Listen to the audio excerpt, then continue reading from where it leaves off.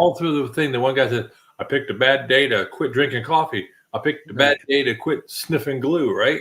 Right. And you say, I picked a bad week. I mean, think of it, Todd. I mean, you are a planning dude. Are you not a planning dude? I mean, planning is your middle name. My name is Todd Planning, If you're going to be congruent with who you are, you just say, nah, this is not the right week. I got a whole life ahead of me. And how much weight have you lost so far? How much weight have you lost so far?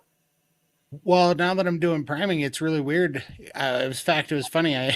It's the quick answer is like just under 260 pounds, like 258 pounds. You lose 268 pounds for all the things you do, and life is forever long, at least 120 years, right? Right. What's a week? Right. Yeah, for sure. And that was what was so funny about it, right? Because I was sitting there, and the difference is this time I actually was more concerned about jeopardizing my priming and the things that I had on my plate, like I was doing good with them. And so I didn't want to jeopardize those. And that was actually the angle that I came at it. And then it was just when like, you know what? Because I was out of chew, and I had to call my sister because I was at work. I was like, all right, go ahead. I'm going to do this for 1 more week. So get 3 more cans of chew. And when I did that, there was like this slight bit of guilt that slipped in. And I was like, oh, this is because I made myself kind of a promise. I didn't sit down and make like this super declaration promise, but in my mind, I was like, all right, when these are done, then this is probably the time. It was kind of a little off the cuff, but it was feeling right. Right. And then when it got there, circumstances were there.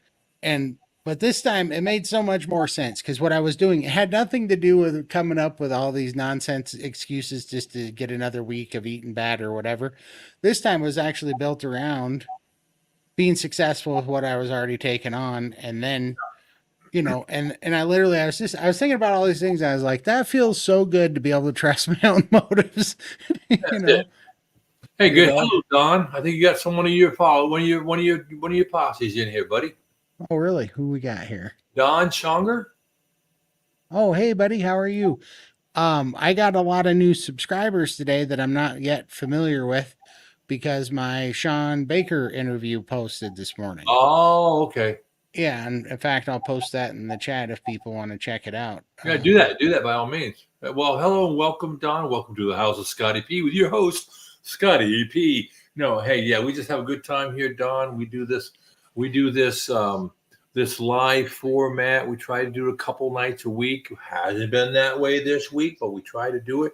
And the idea is this is a format where people can meet, share ideas, share their faith, whatever works for you. We're kind of a safe place without using buzzwords. And I'm just glad you dropped in. We're hearing Todd talk about today. So tell me about this first day with no chew, my friend. Talk to me. Wasn't bad, actually. Well, I shouldn't say it wasn't bad. I didn't think it was bad, and then I had a grouchy moment with a superintendent on the phone that was uncharacteristic of me. And then I realized, oh, this is the nicotine. And did you share with that person about, hey, look, I'm stopping something? I did later through an email, but I was calling him purposely to give him a little bit of a hard time because he was stepping out of line. I went further than I wanted to go because I was amped up and I was like, why did I get emotional there for a second? And I was like, oh, it was this stupid nicotine because it kind of came out of nowhere, caught me off guard a little bit, and then later I was like, hey, I'm quitting like a 25, 26 year nicotine habit. So, well, I think anybody who has an ounce of character will salute you and support you in this effort. And I believe that when you come to people and you tell them that, but first, hello, Bold. Second, Don, read you loud and clear. Lima Charlie, you be safe, all right? And we're just glad you're here listening. Yes, sir. But to go back to what you're talking about, let me ask this question then. I think I know the answer. but I'd like to hear it from you. What is your plan going forward to recognize your chemical response to either avoid or notify others? Hey, by the way, I want to let you know up front, I'm stopping a nicotine thing. If I sound a little bit spicy, bear with me. But and we'll just stick to the points here. And you could tell them that by saying, and to one, to cut yourself off, two, to prepare them, but also everybody now knows this is not the time to grow a pair of cojones. Right. So leave those at home. Right now, we're just sticking to business. Right. Exactly. And that was after I had the little mess up on the phone today. I was talking to people because I was on the phone with some of our guys and the superintendent over a dispute of stupid things. But anyhow, my guy was like, "Boy, you're amped up today." And I went, "Oh." I said, yeah, I quit Copenhagen today, and both of them chewing. They were like, oh no. Yeah, So so we had that. you made me think of something, Todd. Let me ask you this question, and I hope I'm not being too loud. The question I have is, are you keeping a journal? A little bit. I've been starting to. So a few people have said some stuff. You said that once before to me, and then Michael, actually in the chat here, he's become a very good friend of ours. He's helping us even on our YouTube channel and stuff. He's a good IT guy. And he was talking to me because we've talked on the phone a few times. And I was telling him some stories about my dad, and he said I need to start writing those down because they're, something. So I've been actually doing that a little bit more. Well, here's my thought process. Grab your phone, and on your calendar, I'm going to use a name because it's just a name. Doesn't matter. Jumped at Chuck today, the supervisor. Yeah. And on my phone, I think I've told people this, but my phone and my calendar is my everything, right? So that phone, you see stuff all over it. Yeah. Some are repeat. Like I have on my phone every day, I have an appointment with God to surrender to Him. And it goes off and I see it every day. But I put everything on there, from bowel movements to notes about everything, because I want to be able to go back and find, like today, 1 year ago today, I left a job. My last time working was 1 year ago.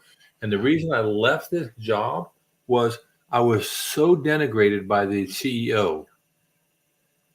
And I was just tore up. I mean, I was tore up in a way you just don't get tore up, right? Right.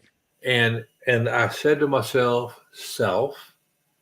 she wants you to nail Jello to the wall. You can't do that. This is an impossible person to support.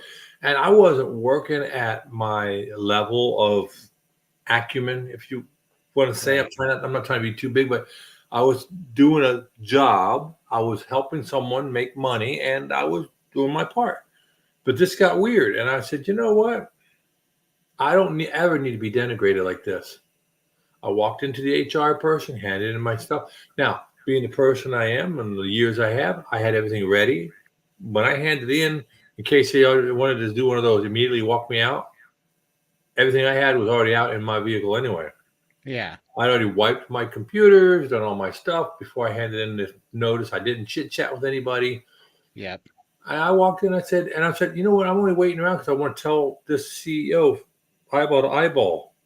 You know what? You are the worst thing to happen to this company right now. And I told this to the HR person. He goes, oh, that's too bad. That's so sad. I said, what's that? Did you have a job for me somewhere else on contract? Should I be out of this place? And you go, oh, no. I handed in my resignation 2 days ago. The head of HR, right? Yeah. Anyway, long and short of it is sometimes, you got to do what you got to do. But all in all, it's important, I think, to keep a good list. So when you're done with your Copenhagen thing here in about 2 weeks, right? 2 weeks, you're kind of done with it. A month for sure. Oh yeah. 3 months for absolute sure. You go to Omaha Steaks, right? Yeah. I'm not a big fan of Omaha Steaks because they're not on my side of the political spectrum as far as the owners are concerned. Oh yeah. But you go to somewhere like that, maybe you find Maggie, the farmer, the rancher, Mm-hmm. and you order a nice box of steaks for Chuck, Right. and you say, you know what, you were day one, and I remember you. You know, Totally. and you honor him for Yeah, being putting the up with whipping me. post. Yeah, exactly. For sure. No, that's a good idea. I should start. I'm hoping not to, because it hasn't been totally bad. I think it just kind of caught me off guard this morning. Sure. But we'll see if it gets worse or not. But no, that's a good idea to kind of keep a accounting of who I need to right some wrongs with for sure. Well, yeah. If you're going to keep a record, like you said, we Yeah, love to keep the records of our highlights. We don't right. necessarily want to say when we aren't so good, right? For sure. Yeah. Totally. Well, I salute you, brother. I mean, what you're trying to do again, like your victory over food, like your victory over soda. Totally. This is another major undertaking. I can feel that it's time, and it feels good too. Like it just feels good to have my teeth stay cleaner, not have stuff stuck in between them. I've been Your that didn't breath. matter to me, but it's funny because when I was in a certain place at a certain time, that didn't matter before because I had bigger problems, right? And so the kind of the medicating it was doing for me was a bigger deal than having stuff in my teeth. Now that stuff was really irritating because I Well, don't, so it's kind of funny. and if you want to be close to people, I don't mean to be mean to anybody, but when you dip, everybody smells it, Yeah, for sure. right? Like my wife, my beautiful bride, she lets me know, like this week at church, and it still hurts me to the core of my being. But I am a coffee fiend. Right. Okay. It's the one thing I allow myself because, as I've said many times before, my daughter bought me a coffee of the month for a whole year. Mm-hmm. And I love coffee anyway, so it's a great excuse. But she'll tell me when I wish I wouldn't know. You go to church with your wife, you're going to talk to your wife about, oh, the pastor got you on this. Oh, the pastor. We don't elbow each other anymore, right? Right. And the pastor says no. But I'll whisper something. She goes, hey, do you got a mint? That's what you mean, like, your breath ain't right. Right. And sometimes she doesn't mean it that way, but she's just trying to help me, For right? sure. And I wish I could tell people who chew, your breath, it don't work. Right. I know what you mean for sure. Right. So, well, good on you. So you got the contract done, Yep. well, under control. Yeah, under control. No, in a few weeks, but yep. All right. Is this a bid for a contract or the actual contract? It was a value engineering. So What? it was a value engineering to get to a number to get the job, basically. Okay, I got you. I got you. So we got to see if we're there, but it's looking good for sure. So That is always the hardest thing. Like, I'll give you, for instance, and for everybody else who doesn't understand in the stream, we talk about a lot of things here in this late night. We are not just going to talk about carnivore because our lives are so much more than that. Agreed?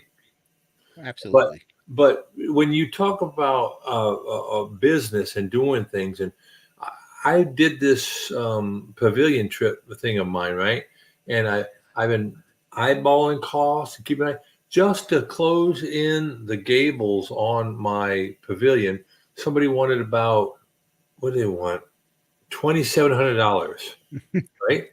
Right. I got it done for 300, including the free provided for me hardy board shingles, right? Right. But I remember when I was in the government making these contracts, and I'd go to these people, I said, "Give me your value proposition on this." And it's hard to say. And we would actually discount a bid that didn't have a proper profit margin in there. We have a Right. basic understanding, trust me, of what the profit should be for you. and we want businesses to succeed. We Right. don't want businesses to underbid so much that they hurt themselves and they destroy the competition. So we really have and I am not the brain to figure that out. They have a whole science to figuring that out, and but they have people out there who know pretty much down to the market average of what it should cost to pour a yard of concrete, to set up an electrical system, to do plumbing, to do whatever it is you do, because the government buys everything. They know. Totally. For sure. And if you don't have, we the government has got away from lowest bid. Right. Thank Lowest God. bid is a horrible Yeah, thing. I know absolutely that. it is. Well, the federal government now, state and local, I don't know. Yeah. Not But so much, but now we do best to value, and it has to be reasonable value, right? right. You have to. So I understand there's a lot that goes into trying to make sure that your company doesn't get hosed. Oh, for sure. And you know what's so funny is we've done quite a bit of work with like the university and stuff, and there's contractors out there that'll take university work at a loss on purpose because there's a law on the books that says that the government cannot take anything of value for free. It can't take anything for value for free. So as long as you can prove that you lost money or you're not making money, you can open your books. They have to pay you. I think it's 10% overhead and 5% profit. So you get to mark up on your books the government contractors in our state. So they'll literally, a contractor will go up there and literally, if they don't feel that they have anything going at the time, they'll just do they'll cut it by half. They'll give them a bid that's half as much. And then it's certified payroll. So they have to open their books. They just have to show that they're losing money. And then the government has to pay them 10% overhead and 5% profit at the end of the day after all their costs are recorded.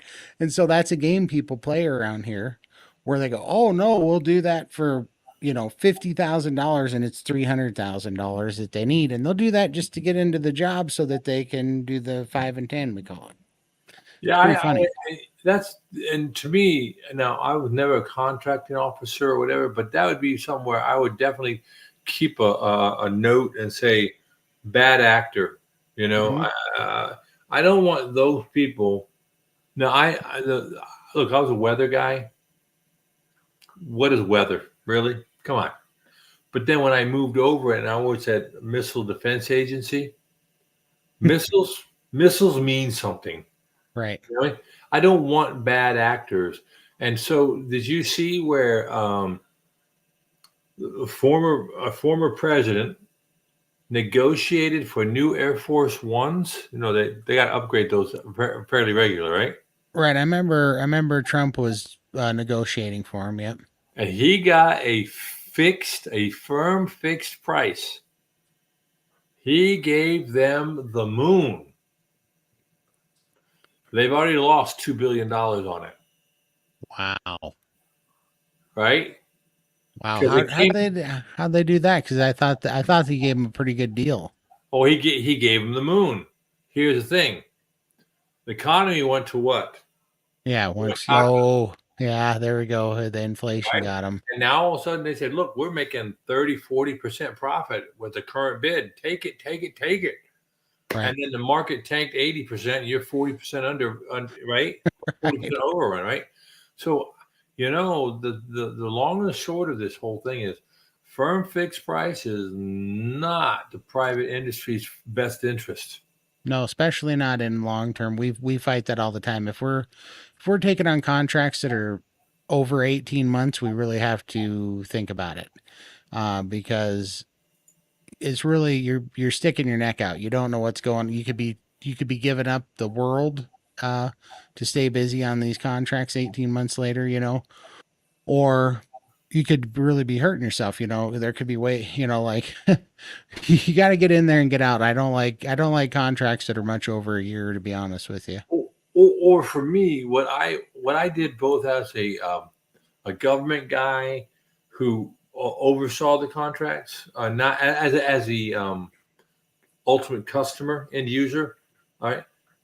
When I maintained contracts, or when I was a contractor and tried to get contracts, I always tried to make sure that there were caveats and things in there that allowed for this change and understanding. Because if we are going to be like Todd, if you and I go into business, I want you to be a long-term relationship, and Totally. a long-term relationship to me means that I don't take advantage of you, right? Right.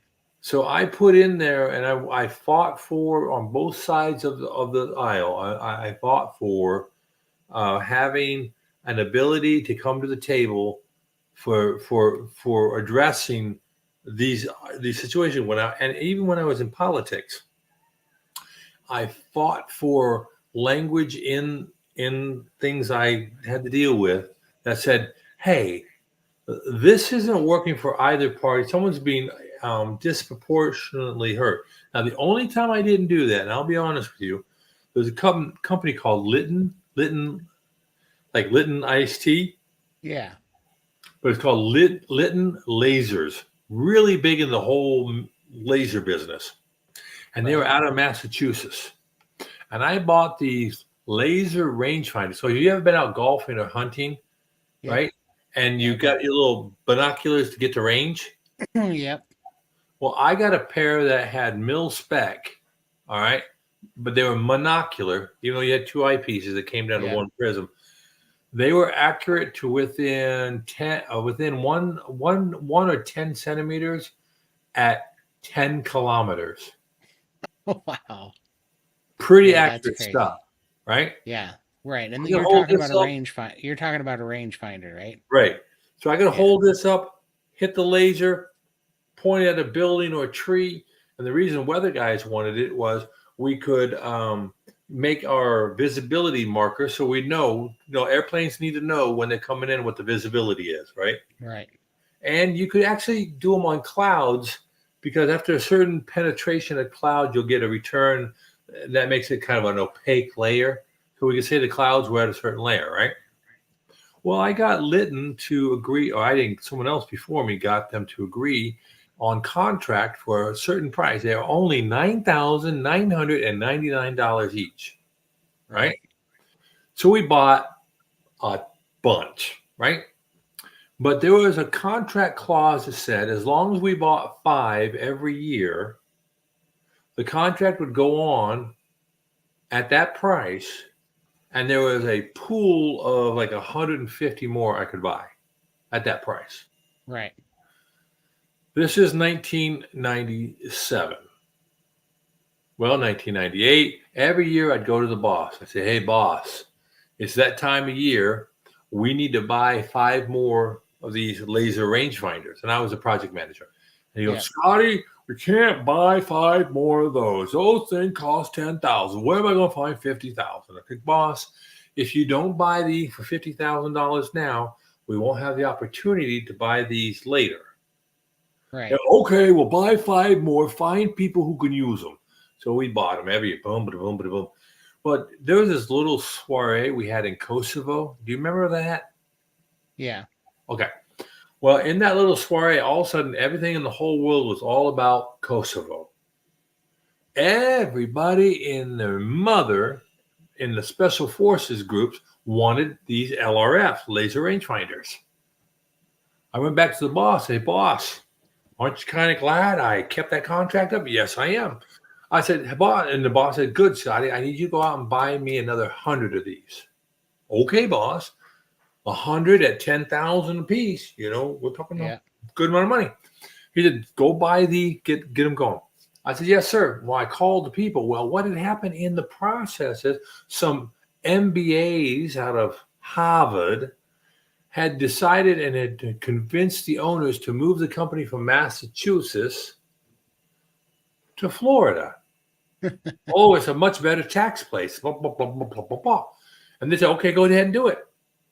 What they didn't realize was in moving from Massachusetts, they were grandfathered from all the all the OSHA stuff, Right. because Lytton Laser had been there since like 1960, 1940s. Now they were building a whole new plant in another state. They had to meet all the New OSHA requirements. new OSHA. Guess how much my LRFs cost?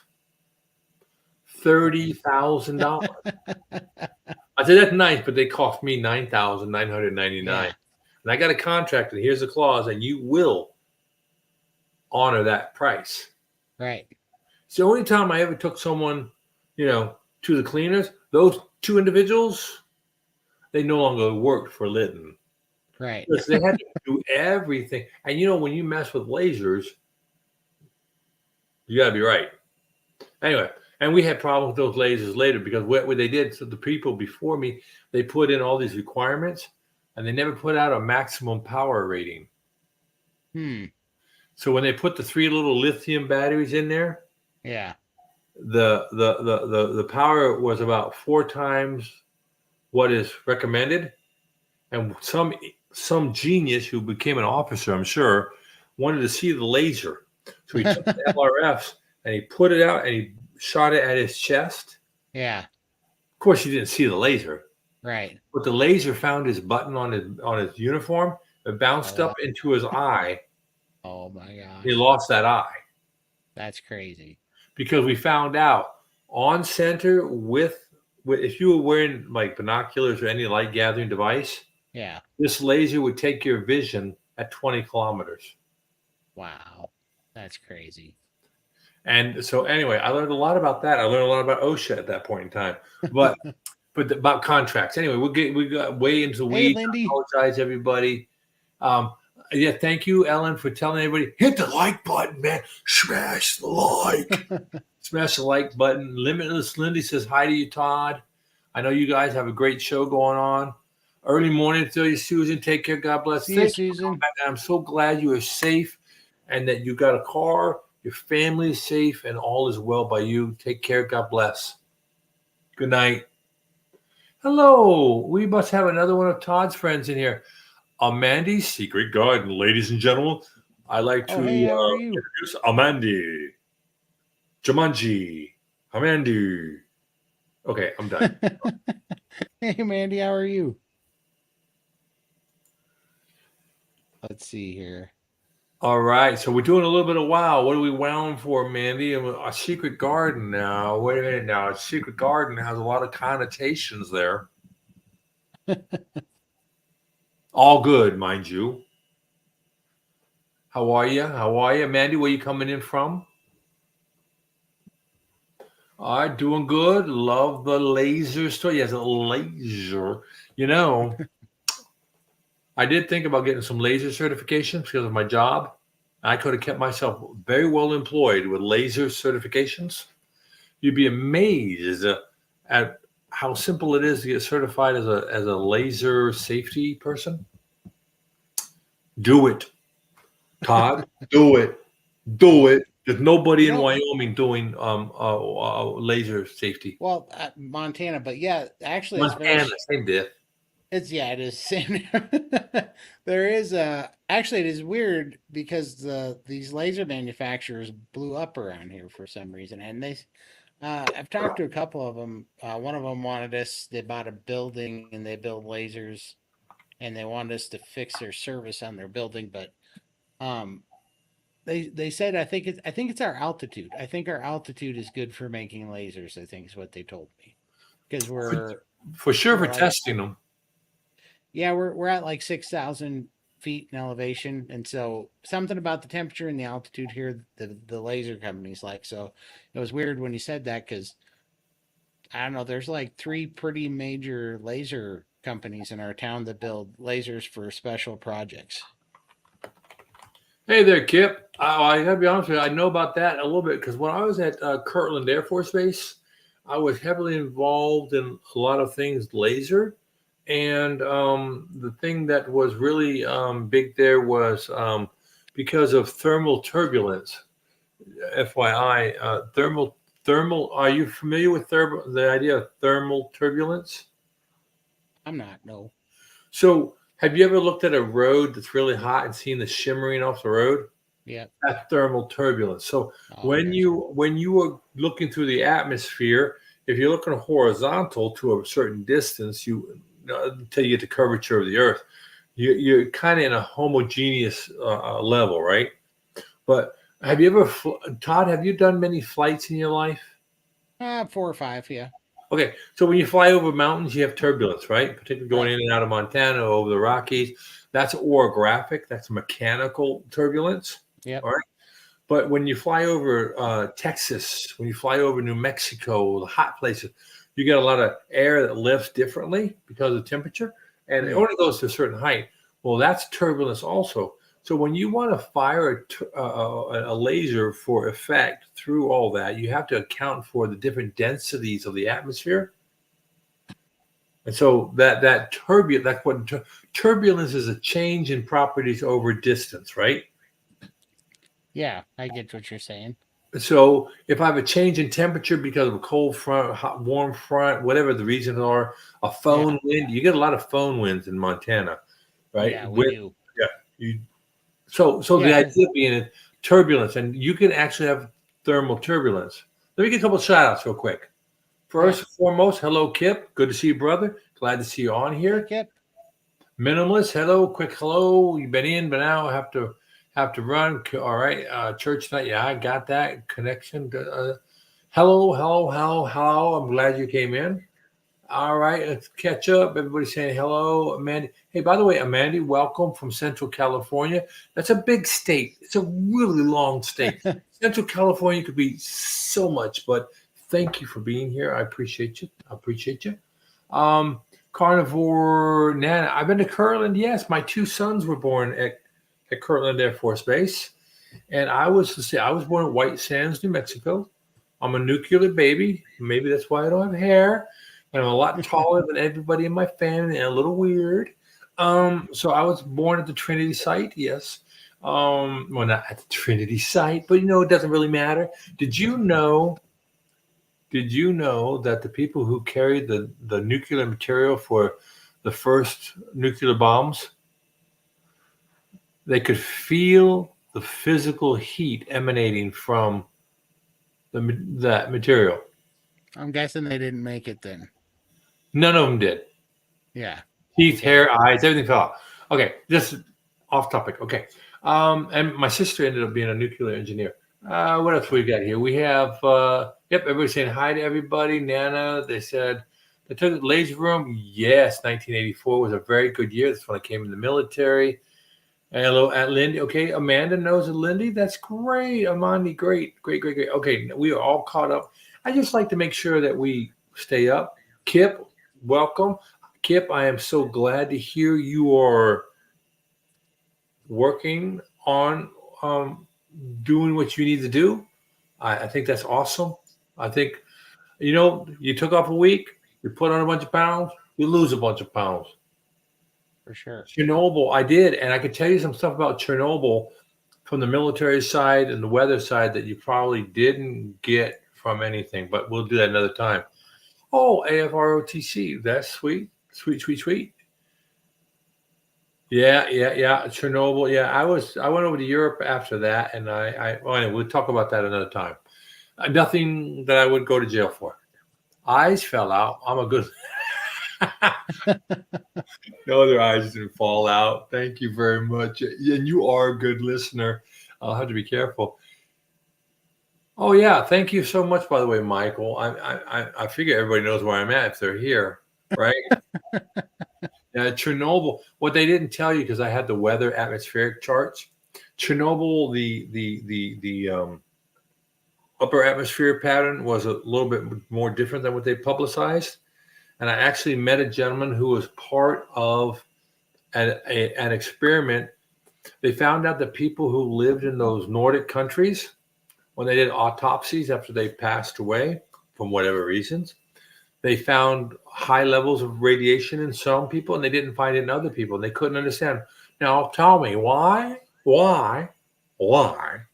can we not see a consistent pattern in these people? Right. Well, here's what they learned. Do you want to know? Absolutely. Okay. Here's what they know. Some people use the sauna a lot. Ah. And so they said to ourselves, Sal, what do we do? So they got some volunteers and they injected them with heavy salts, right? Not heavy metal, heavy salt. Right. And then they put these people in Glad bags and put them in a sauna. And they analyzed their sweat and they found out that the body does sweat out heavy salts and heavy metals. Oh, wow. And I met one of the actual participants in the sauna. Now, you want to hear what's really weird? So me and this guy, we do the sauna thing, and we're in Europe. I don't know if you've ever been to Europe, ever heard about Europeans. They got no problem with clothes. Like, you don't need them. They're optional. Oh, So you're in the sauna. Okay. And you can have the women Yeah. folk in there, the men folk. Look, it's so hot. All you're trying to do is survive. Trust me. All right? Right. So I'm in the sauna with this guy. I see him all the time. I speak a little German. I spent 12 years there. Ich kann ein bisschen Deutsch sprechen, you know, that type of thing, right? Yeah. And we're back and forth. I don't think nothing about this guy. He's a little fella. Well, to me, he's a little fella, right? He's normal, but he's a little fella. Right. Months and years go by. A good buddy in my unit is living with a German girl. We go by his house. We go by their house to pick him up. He's in their house. I blew my mind. He spent the night in her house, and it was her parents' apartment. He came out. We're all in our BDUs, our uniform, right? Yeah. Hey, Matt, we need to go to work. And he comes out drinking a cup of coffee in a robe in their house. Do you know how freaked out I was? Weird. Okay. Anyway, he's still married to that girl, right? Woman. Her father was the man I sat in the sauna with. Small world. For sure. Anyway, okay, let's catch up. Hey, medical. We have medical herbalism 47. Ladies and gentlemen. That is Mario. Hey, Mario, how are you? What up, Mario? Good to see you. He's, okay, we got you 16-pound 3 days. I knew it. When I saw you said you had 35 pounds in that brief period, I said, it's fluid, man. I know people in the carnivore world want to say inflammation, and it irks me. It irks me to a point in my heart that I cannot say. I believe inflammation is a chemical biologic response that does not it is not independent of fluid, but coincidental to fluid. When you shed the fluid, the inflammation is reduced, but I don't believe they're synonymous. Well, I always thought that when you eat carbohydrates and you burn glucose as fuel, the byproduct or the exhaust is basically lactic acid. And then carbohydrates, if I'm not mistaken, every one molecule of glucose is bonded with like 6 molecules of water. And it's a 2-for-1. It's a 2-for-1. Is it a 2-for-1? I thought it was like 1 and 6. Maybe I'm thinking of oxygen then, because I know that it's like 1 and 6 and 1. I think it's oxygen, so it must be a 2-for-1 with water. Yeah. But anyhow, so I thought when you eat the carbohydrates, you burn the glucose, you end up with the extra water, and that water, you also end up with the extra lactic acid in your system, which causes inflammation. So I thought that those two things, that just makes sense, because the lactic acid is going to come with the byproduct of burning, glucose, and then the water is going to come from also burning glucose, so they are related, but not tied together, like you said. Yeah, and it's understandable to bring that together, and I'm not nitpicking, but I'm like, the first thing is, Kip, you know what you know, and you're doing what you need to do, and whether you want to call it carnivore, carnivore-ish, whatever, just stop hurting yourself, right? I know your shoulder is hurting like nobody's business. I know that all those things are bad. I think you may have some arthritic type condition going in your shoulder. So when you get the additional inflammation going in and moisture, it aggravates that. I know that they have these, and hey, herbalists, help me out here, okay? But your bone mass has these cells, blasts, and something blasts. I'm sorry, I don't remember the exact name. one of them adds to your bone capacity, your bone, and one takes away to get the calcium and whatever it needs. They work in harmony.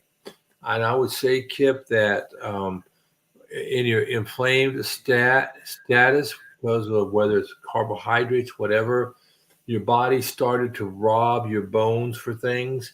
And that when you stay healthy for an extended period of time, I do believe that bone remodeling happens. It just isn't as fast as we would like it. Your shoulder will continue to get better. Now, tears, I don't know about, and I do know about the body on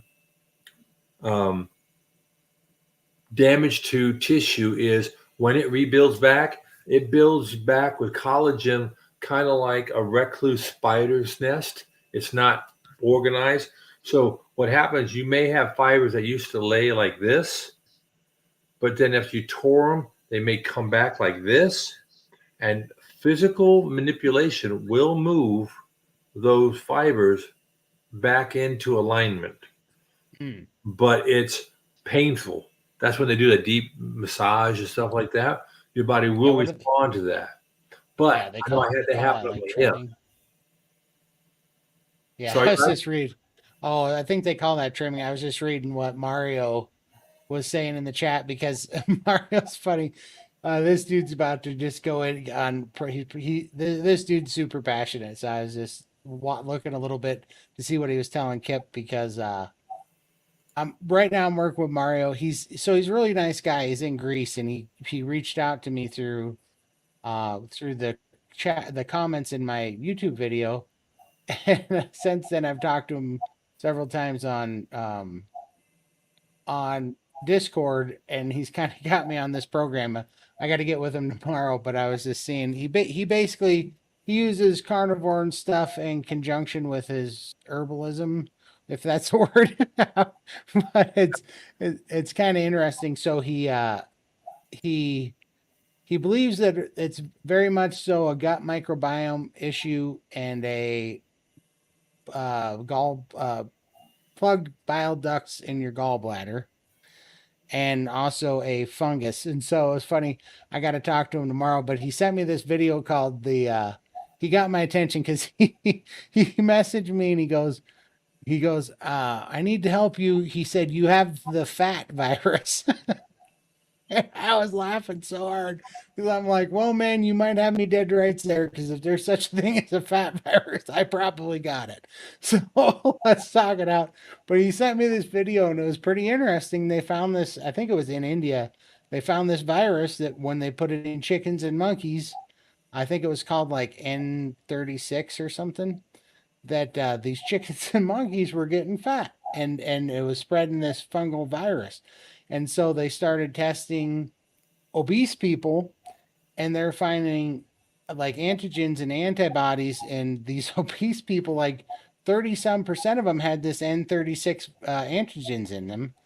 And like when they tested skinnier people or thinner people, only like 5% of them had the antigens in them.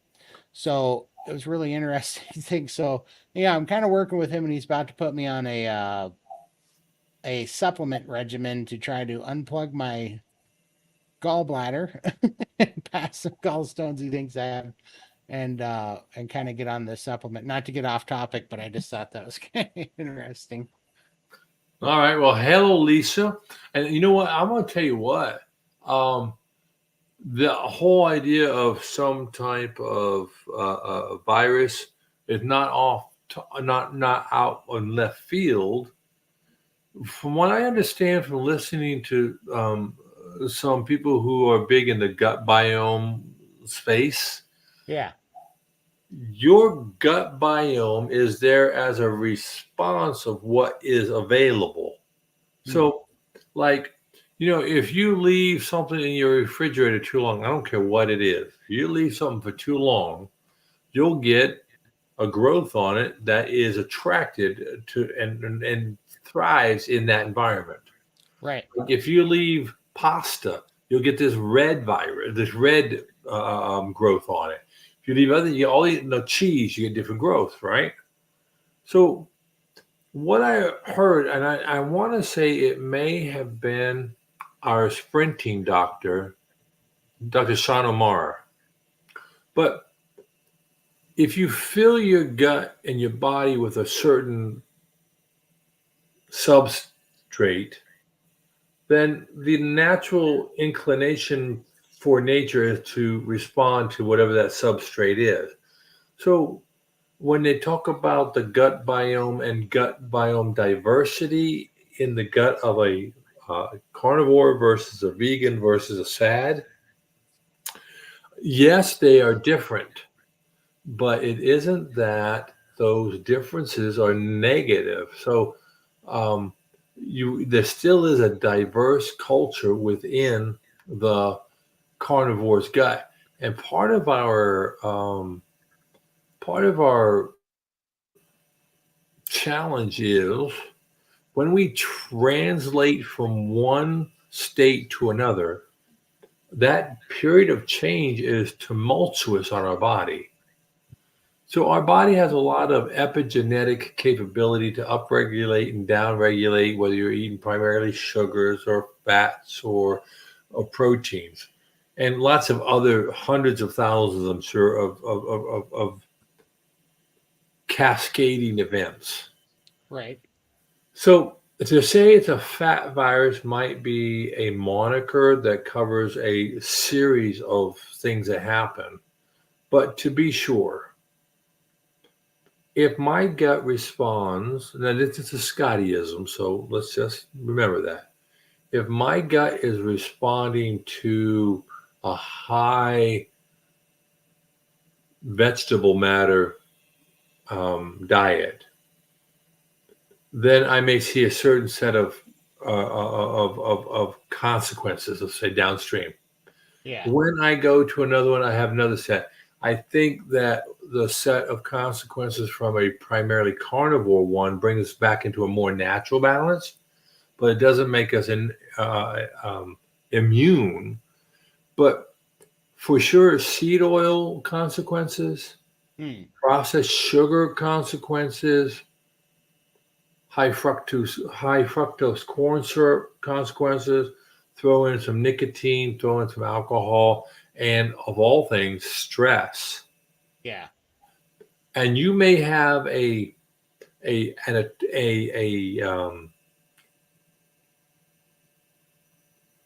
attractant to something that is so bizarre that Right. it defies understanding by modern medicine. When Right. you remove them, look at what happened with Michaela. I don't know if I got McKay. her name, Peterson, Oh, yeah, Michaela. Yep. right? Michaela, or any of us. For Yep. me, I wasn't so far gone in most ways. So is the delta bigger for me or not? Right? The gradient change. For Right. you, the gradient change is immense. Right.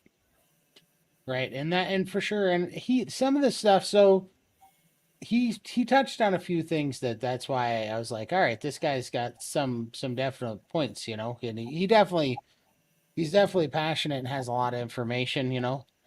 But when I was talking to him, uh, he did touch on that I don't have good digestion, and when I've been going through this priming phase, one of the reasons that I'm having a hard time eating 3 times a day is because when I eat food, and I didn't really realize this because I've been eating Nomad so long. When I eat food, it takes like 9 hours for it to leave my stomach. Like 9 hours later, I'm still digesting that same food, it seems like. Sometimes maybe only 8, but it takes between like 8 and 9 hours for that food to get out of my stomach. And, later after like 8 or so hours, I start burping and stuff because, not a bunch, but a little burp here or there, which is unusual being carnivore because like all the gas and bloating and stuff has gone away. But when I'm eating all these eggs and stuff, they don't digest very easily. And so it's been a problem. And so when he touched on that, because I didn't really tell him that, but he was taking other symptoms, and he goes, I think you have really bad digestion. And basically, I think what he's saying is that when you live on like a low fat diet or a lower fat diet, and all the highly processed chemically crappy foods during the sad diet phase that I was on, just eating junk. he said your gallbladder, I think it's your gallbladder, because whatever, I think it's your gallbladder because he said your bile ducts. So I think he said that gets plugged up with gallstones, basically. And then you end up with not as much gallbladder bile in your gut. And then he said these funguses end up living in your gut that thrive off of the new environment there, right?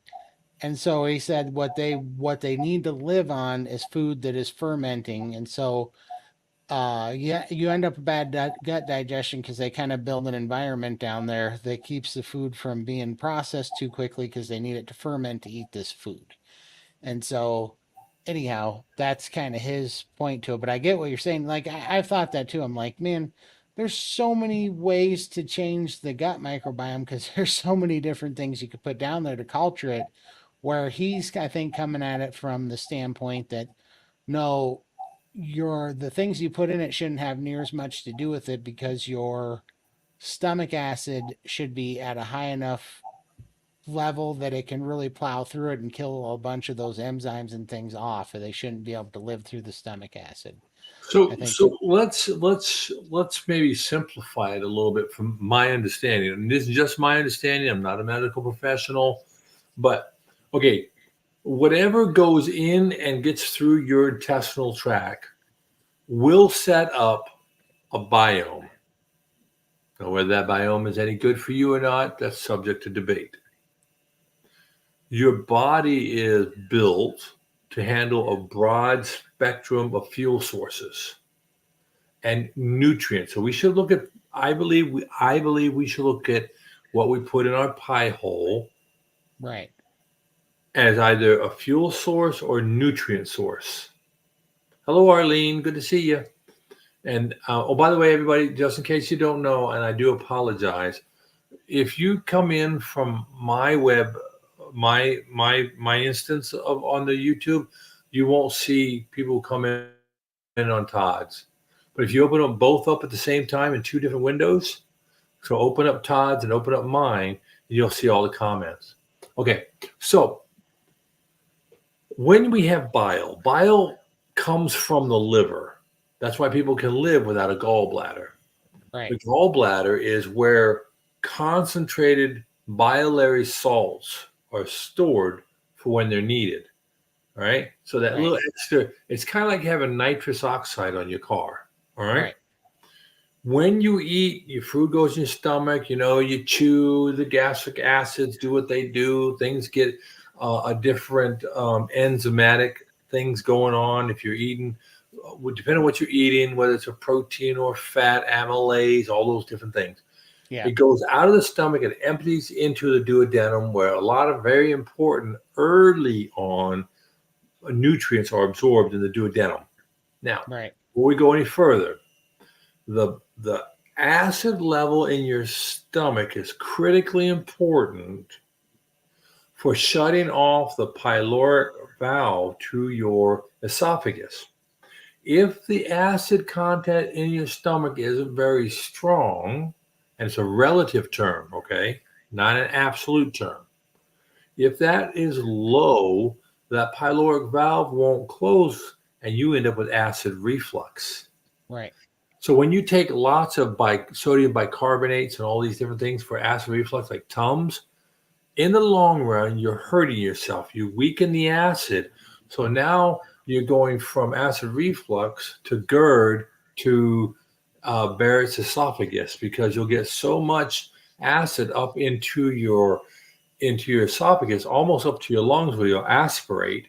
Then you start growing stomach lining, which is Barrett's esophagus, which will then potentially, with a 40% chance, lead to some type of cancer. Right.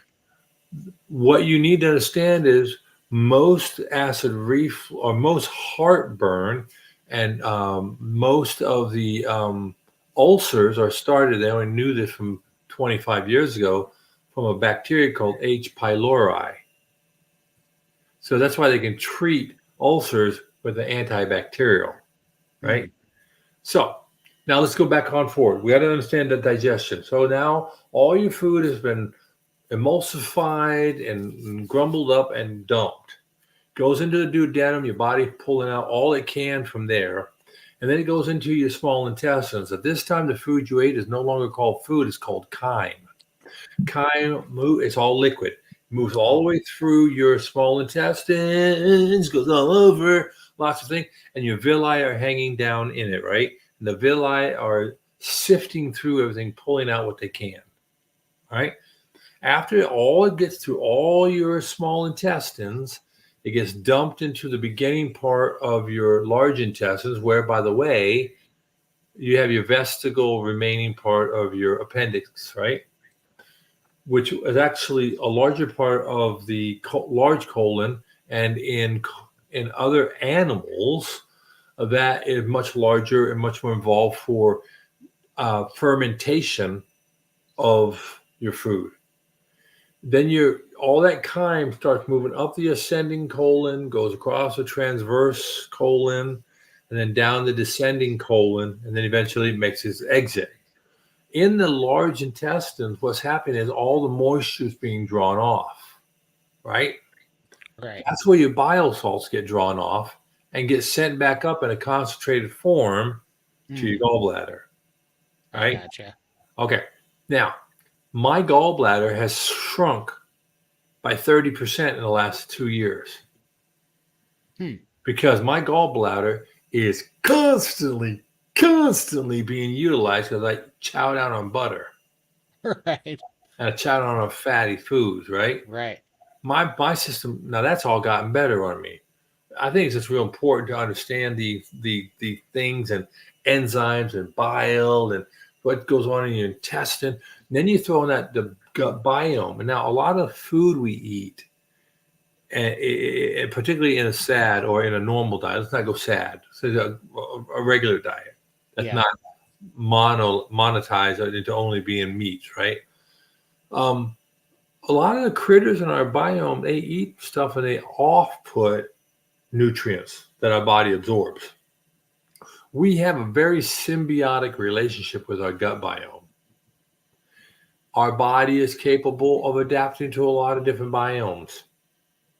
So when we talk about these things, we have to understand, like, most of your medication you take for mental things, for anxiety and those things, they are actually impacting the gut biome. That's why you get sick when you take a lot of them. Yeah. Well, and I think my chew was too. Like, that's one of my bigger things about the chew, And then when you change to a carnivore, but you kept the chew, you kept confounding factors. You know what confounding factors do. So be aware, Todd, over the next week or two, the biome you have now is going to be changed because you're not doing the chew anymore. Looking forward to it. And what I noticed was I started really tapering off going into yesterday because I knew that yesterday was my last day.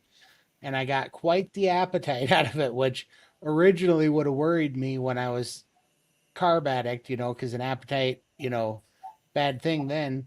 But right now, when I'm doing priming, this has been quite the good side effect for it. So I'm kind of looking forward to it. Well, again, we have to remember, first of all, you're doing a lot of big things. You're moving a lot of big rocks right now. So we would like to say in our community here, make sure you show some grace.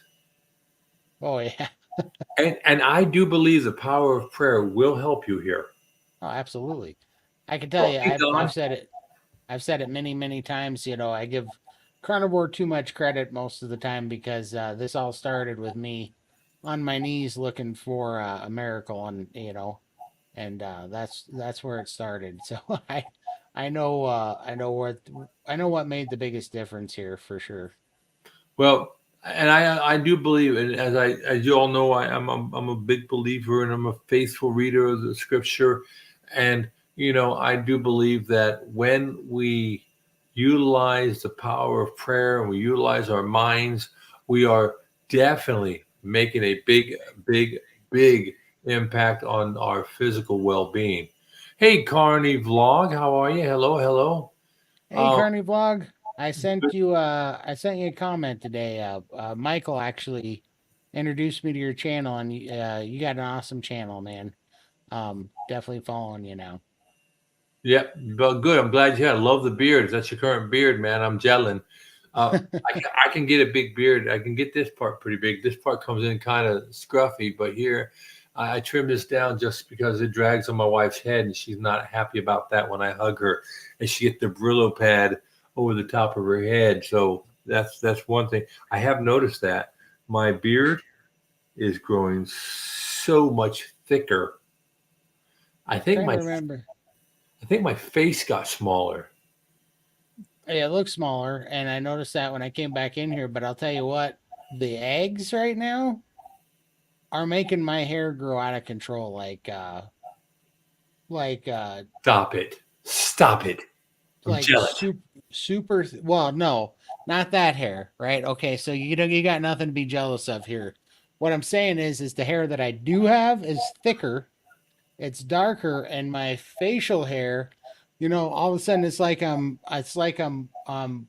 shaving barbed wire or something off my face. It just gotten so dang thick since I've been eating the eggs. It's ridiculous. Well, I think that what they say, everything you need you can get in an egg, right? For sure.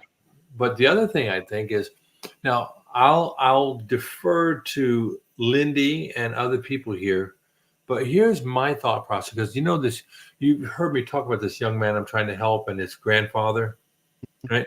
He's lost about 40 pounds now. And That's awesome. he's been wanting to grow his beard. He's growing a beard, and he says, "Mr. Scotty, how do I grow a thicker beard?" I said, "Get a smaller face." And he Right. looked at me and I said, "Here's what happens: is imagine you blowing up a balloon. Okay, so we'll all blow up a balloon together."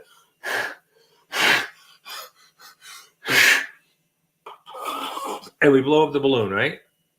Your face has only so many follicles on it. Right. Now put a bunch of dots on the balloon. Now let the air out of the balloon and the dots get closer. Right.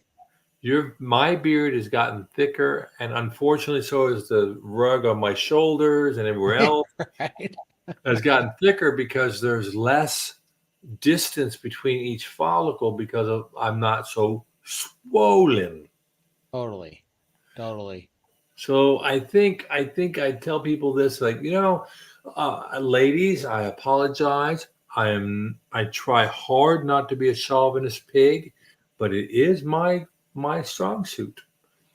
For But sure. if you think if you get smaller, your legs will get smaller. If you're Right. shaving your legs, you're gonna think, "Oh, I'm getting denser hair." No, you're just less of you, so it's now a smaller area with the same number of follicles. Does that make Makes sense? sense.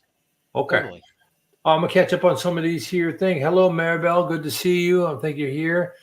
That's gonna make me want to eat more eggs. Yeah, eat the eggs as long as you go. I will tell you this: when I ate a lot of eggs, but I hadn't been a carnivore for a while, I would get skin lesions of like these little tiny little. I want to call them pimples, but they'd be like an allergy reaction. But now that I've been carnivore for about 100 days plus, I eat them eggs like this. It's my job. Okay. You know what I had to do now to get the 36 eggs down. I'm at a point where if I have one more floppy white egg hit my tongue, I'm gonna puke. So I read that they said that the majority of the DHEA is actually in the yolk and not the white, which is the hormone that I'm looking to get out of the eggs for bringing up my testosterone, because DHEA is a byproduct of testosterone. So, uh, so anyhow, instead of doing 36 eggs a day, now I'm doing 45 egg yolks, and I'm just drinking them. Oh, I can drink egg yolks till the cows come home. Yeah, super easy, right? So I'm just gonna so instead of doing 12 full eggs and egg whites, I'm doing 15, per meal. I'm doing 15 egg yolks, and it's a lot easier. Now, I have found that if I do that, I can really crush those. But if I can put the egg, what I'll do. I'll put the egg white in a pan with some butter, Yeah, and I'll fry it up like a fried egg. And I'll put one egg in it, like with a yolk. yeah, So I have this huge egg white right. with one egg, and I can eat that. I don't know what it is, but hey, Maribel, a 10K this weekend? You ran a 10K? I won't drive 10K, so congratulations to you. That's amazing. That is absolutely. Well, I don't know about elbow bumps, but all right, I guess better than a fist bump. Lindy says, I've been losing so much hair due to quick weight loss, but prior to weekend, it slowed right down. Hey, there you go. That's awesome, Lindy, for sure. Yeah, I got to buy a hat like Todd. I got you. I got you. Okay. Yep. Everybody's. Yeah, same with me too, Steve. Well, no, we're glad you're here, Carney, and I would love to know more about you, Carney, and where you're from and what you're doing. I appreciate it. He's got a great story, very genuine person. So, well, I look forward to learning more about it. Dawn, thanks for coming in. I know I shouted you out a minute ago, but thank you for coming in. That's like raw oysters. Oh, well, okay. Well, and I gotta tell you this: what I did tonight with it. I took a brisket. First of all, if you've never had brisket in the crock pot, it's pretty amazing stuff. But I made a crock pot brisket and I made brown gravy with it.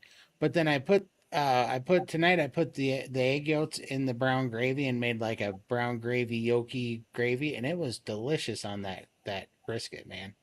There's a lot of people that do that, I think the hardest part for me is separating them out. And I got to get that little white clingy thing, the white mass. I got to get that out of things. Out of the yolk. Yeah. Yeah. Yeah, exactly. It clings to it. And that's what I have the hardest time with. I never do that until just recently when I've been separating them, because I do it with my hand, and then you can reach between your fingers and grab that weird little clingy thing that's stuck to the yolk. Well, that's actually the beginning of everything. But anyway, the point is, exactly. most people have an allergic reaction to what's in the egg white. Right. That's a given. But you can find ways around that. And a lot of times you want to make sure you denature it through the use of heat. That's what causes the coagulation of the protein in the egg white is actually necessary, so you won't have a stronger reaction to the to that protein. But I tell you what, I crack some eggs, put them in a glass. I got a little shaker cup, and sometimes I put like a teaspoon of honey in there, and a little bit of pumpkin spice, and it's eggnog and heavy cream. And that's eggnog, baby. That's true. Yeah. That is true. I drink that till the cows come home. Yep. I bet that wouldn't be too bad. I used to like eggnog back in the day. Yeah. So, hey, no problem. Hey, Carnivore, you can put if you have and for anybody, if you have a channel, feel free to paste the link right there in. I thank you, Michael. You did that just now. There is no faux pas in self-promotion here. I do own a cowgirl hat. My family are cattlemen matching hat, but mine's white. Well, that won't stay white out in the real world very long. Pasture gluten-free. There you go. Makes sense. We know that with pigs, that the pigs can be very, very problematic on pork because of all the soy they feed them. Hello, Sandra. Good morning. Hello. Arlene says, I subbed the channel too. Okay, good. Let's grow everybody. A rising tide lifts all boats, right? Let's go here, Mike. The herbal says gluten is inflammatory. Yep. But it's amazing. Now, here's what's amazing to me. Gluten wasn't a problem 30 years ago. Right. So I think, and this is just me, I could be wrong, and I've been wrong before. I'll be wrong again. When we get to a point where our bodies aren't so inflammatory and so diseased, we won't have a problem with gluten. I believe there's a lot of things like that, man. I don't want to freak out the carnivore community, but I'm not one of those people that doesn't think that there's no good carbs. I think I just don't know which ones they are for me right now, so I'm staying away from all of them. You know what I mean? Yeah. I do know. And Dawn, you're absolutely right. And Dawn, I think they're Dr. Bright, Bright, Dr. Bright, I think Dr. Bright, she is a huge advocate for upping your fat. And I think, isn't the lady that you follow in the steak and butter gal, huge proponent for upping your fat? And I also believe that Michaela Peterson would tell you, Dawn, if you can get proper fats into your daughter, that's such an important backbone for more than half of your hormones. Yes, sir. The GMO wheat. Well, I tell you what, wheat, GMO wheat. I've actually been through some things. I think that GMO has been vilified to a certain point. I'm not saying I'm all GMO at all, but I'm not all against GMO. As I heard a farmer tell me about a month and a half ago, if you ended all GMO now, hundreds of millions of people would die in months. Without GMO, you don't have the agriculture base we have now to feed 6 billion people. I gotta call a timeout. Go ahead. I'll be right back. Okay, you do. Yeah. All right, no worries. I can carry on. So, I do know it works to contact dermatitis. Yep, food sensitivity. I agree. Absolutely. I've been upping my fat also. Yep. I tell you, I think this whole fat fear mongering on fat has caused more suffering than we will ever be able to count. Just this weekend, I'm told a person who I know, a family member, tore the skin off her arm on 2 statin drugs and eats no fat. 49 years old. I think that there's been a horrible perpetration of misinformation. Well, I don't want to blame anybody political, but I don't disagree with you. All right, if you, I won't call it if you're able to. Right, I get you. All right. A man, my hair falls out every time he has a new game. Maybe you're pulling it out. I've had a real time to get her to eat fat. She has speech apraxia. Yeah, that makes her mouth feel. Yeah, it is. So the question is, Dawn, I know you do this, but finding, like, I'm gonna use words like, I'm gonna say things like deviled eggs. Those are normally very popular foods, but finding ways to get fat. Like I said, I'm huge into cocoa butter. I drink it. I eat it. I love cocoa butter. I think it's good for us. I'm not a doctor. Sandra, my hair come off a handful. Well, I lost a lot. Yep. I tell you, our dietary practices. I think our hair is a lagging indicator, not a leading indicator of our diet. Poor diet, poor hair. Poor diet, poor nails. Poor diet, poor eyesight.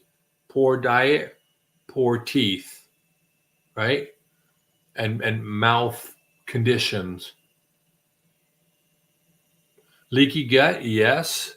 I think leaky gut is a huge issue that's highly, and I got a good friend of mine right now getting treated for some issue in the gut. We'll talk more about it, the cancer he has, and he can actually get opened up, and they're going to pour hot chemotherapy medication into his body cavity, and they're going to leave it there 108 degrees. They're going to leave it there for an hour or two. They're going to rub it all around inside his peritoneum. That's below the diaphragm and above. No audio there, buddy. And then they're going to rinse him out, and hopefully that'll help him. It's going to be horrible for him. They're going to burn his guts out chemically, but they say it's the best thing for him. Like at Easter when he said he didn't know if he'd be the only one laying eggs. Don Merch. Thanks, Lindy. Okay. Butter intake. Yep, butter is a great way to go with it. All right, let's go. I always feel like I'm having too much fat, but when I hear others, well, here's Lisa, and anybody else can chime in. You'll know when you have too much fat when you run like the Christmas goose to the John. If you start having, remember those commercials for, what was that medication for losing weight? Aaliyah, where if you took it, It would help block your absorption of fat. I can't hear you at all, Todd. You have no audio. But when you took Aaliyah, it said you could have explosive diarrhea. If you have too much fat and your body can't absorb it, it's just over. You will know it. I'm not one to be crude, generally speaking, but don't pass gas. Don't trust that. All right, don't trust it, because you'll be cleaning. So, yeah, you can eat a lot more fat than you think. Sandra John, they say hair is not so important, so your body part to heal. That's right. Hair comes last. That's almost like with diabetes. Your body will gladly give up your toes. Nope, nothing. Your tango uniform, you are not working, buddy. There's no audio for you. You are. Oh, there we go. I'm back. There you go. Thanks. That's right. Can you guys hear me? Yeah, I can hear you. Alestra chips. Hey, can you hear me? I can hear you, Todd. I got you. You're good. 1 second. All right. Enzymes and bitters, that'll help sometimes. Yep. Can you still hear me? Yes, I can still hear you. Can you hear me? I can't hear Scott all of a sudden. You can't hear me? Can anybody else hear me? Come on. I'm going to reboot. Reboot. I'll be here. Yeah, Alestra chips. Oh, yeah, you'll know it. Okay, Dawn, Aaliyah was disastrous, but they still sell it. I can't believe it. You can still go to the store and get it. At least I'm saying, having trouble getting enough fat. Oh, restrict the lion diet. Yeah. Arlene can hear both of us, buddy. Laura hears both of us. Of course, everybody hears me. I'm too loud, Dawn. Yeah, Scott, I can hear you. I know. Everybody's hearing me. My neighbors hear me. My dogs hear me. The insulation hears me. I'm just being bad. The insulation hears me. I'm just being bad. I'm hearing feedback. You got me too loud, buddy. You got your audio going. Okay, there we go. Sorry, I got it now, if that works. Okay. Lindy says, I'm still scared to eat fat, but made conscious to prime and maintain my weight. Yes. It does taste bad sometimes, but I tell you what, it does. If you're not used to it, and it depends on what you eat. Like, I've even got my wife now eating butter off the stick. Like, she'll just boom and eat. I can hear the other guy too. The other guy is Todd, by the way, Dawn. Ladies and gentlemen, Todd, everybody. Okay. But Todd has lost 200 plus pounds doing this way of life. It's not his first time losing these same 200 pounds. He didn't lose it all the way the first time. I wonder if I can get this up here. I should show you this picture that kind of amazed me, because in this picture, I'm lighter than I am right now. But this showed me what the composition change for carnivore really does, you know? Let me see if I can find it real quick. Yeah, Todd, I mean, while you're looking for that, yeah, Todd has lost a lot of weight, but the important part about this is the way Todd is losing the excess adipose tissue now is a long-term solution for a lifetime problem that is definitely maintainable, because, as we have discussed here before, by going to what we in the vernacular call a carnivore lifestyle, all he has done is removed, through a process of elimination, 1/3 of his macronutrients, right? So Totally. God has removed carbohydrates. He still enjoys fat, and he still enjoys protein, normally bundled together. Totally. So he's eating 66% of his prior diet. So it's not as if he went into this radical removal of food or diet or macronutrients. He just got rid of 1 of 3. If you bat 66% in the baseball and you're well, heck, if you bat 33%, you're in a Hall of Fame, right? So Totally. we are not weird or freakish. We're just saying until we get healthy, we need to remove this one macronutrient that has led us to a lot of poor habits. Most people in this way of eating for an extended period of time lose the desire to eat these negative impacting types of and subtypes. Like for me, milkshakes, those were my kryptonite. For some, like Carnivore Nana and others, ice cream. For me, donuts. I host a monthly men's breakfast with donuts, and it doesn't bother me to not eat them now because I've gotten beyond the addiction. God has had a great success, but he's done this in a sustainable way.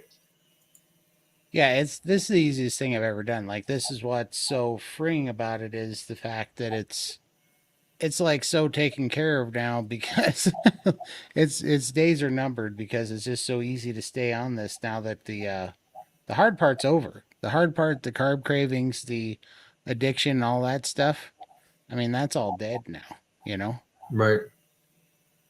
I think the other thing is that Todd can attest to, and I know Lindy can attest to, and others too, is this tremendous sense of freedom when you can pass by these things that used to call to you, and now you go no. Or if like yesterday when I decided to have collard greens, I had them and I didn't die, and I had one slice of a peach in a peach cobbler and about that much crust, one finger of crust from peach cobbler.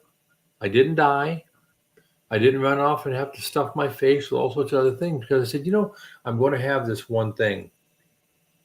Right. I'm still going to stay in this lifestyle that says, before I used to come home and if I got stressed, like today I got stressed, I got a phone call. My friend, the patient, the grandfather, the 240-pound man was on the floor. He'd fallen out of his wheelchair. He couldn't get up. So he called me. I rushed over to his house, picked him up, which was a feat. Right. But when I got home, I didn't go right to the pantry to the Candy Crush chocolate chip cookies and eat some coated in butter, right? Right. I didn't go and eat a whole bunch of sweet things and get a big milkshake, a chocolate milkshake. Right. Beyond that now, I can have my carbs when I decide I want to for the social reason or whatever, but they don't drive my life anymore. They're done. Totally. Sorry, I never know how to share a screen on here. So when you share a screen on here, does it have to be in Chrome or can it just be on the back? When you hit share screen, you should get up a little sub one that should show all the screens you could share. Okay, I'm gonna give this a shot. Okay. So, it should say present, right? Yep, and I click that, and let's see, it says share screen. Yes. You want to say. Well, first of all, to do this right, I have to remove that first. To remove what I had. Let's see. Stop screen. Okay. Oh, there we go. I finally share. Yeah, I found it. Yeah. Okay. Yeah, so I was gonna share this one. Go ahead. So can you see that? No. Oh, wait. I can do it. There it is. Okay, perfect. That picture, I was 27 years old, and I was actually 80 pounds lighter than I am right now. That was my wedding picture. But that was 13 and a half years ago, and I was 80 pounds lighter. Now how do I unshare this? I do it. There. You're still on a stage and you unshared it, but I had to take it off first. Okay, no worries. I just went. I'm trying to. Okay, so I got to move that, and anyhow, whatever. I could share this one too for a comparison. But all I was saying, what blew my mind when I saw that was that, because I'm still a way big guy. I don't know. Here's one that's more recent. But my body composition, I'm 80 pounds more heavy right now in this picture than I was when I got married. Right. But everything is now turning to muscle and it's in my shoulders, like my posture. Everything's just thinner, slimmer, and it's all turning to muscle. And it's the craziest thing. That body composition stuff is very, very real, you know? It absolutely is. It absolutely is. And I tell you what, it just takes time. I mean, you put yourself in there a hard way, you got to get out a hard way. But I have found the path to disease and discomfort and all what we were was a slow and insidious process that took place over years. Right. But 1 year of focused effort takes most of it away. For sure. So it's quicker on the way down than it was on the way up, but the effort is greater. That's true. And I also think, I was thinking about that the other day. One of the things when I was doing all the starvation and standard American diets is, Mm-hmm. you hear you walk 10 miles in the woods, you got to walk 10 miles out.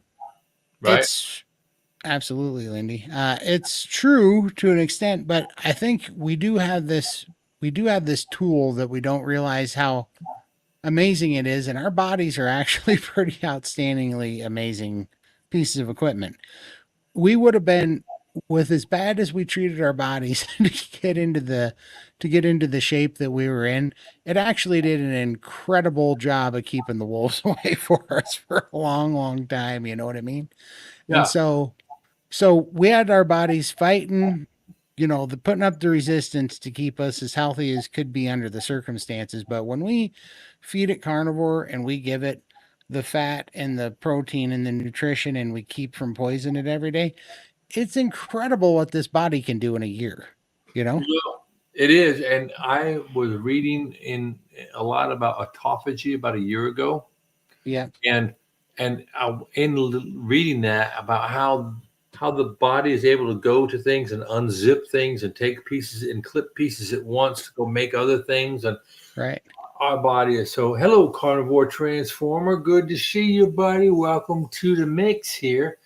But yeah, it is absolutely amazing what our bodies can do given the basic ingredient. So what I encourage for all of us to wrap our minds around is our body will take what we give it and will make with it what it can, right?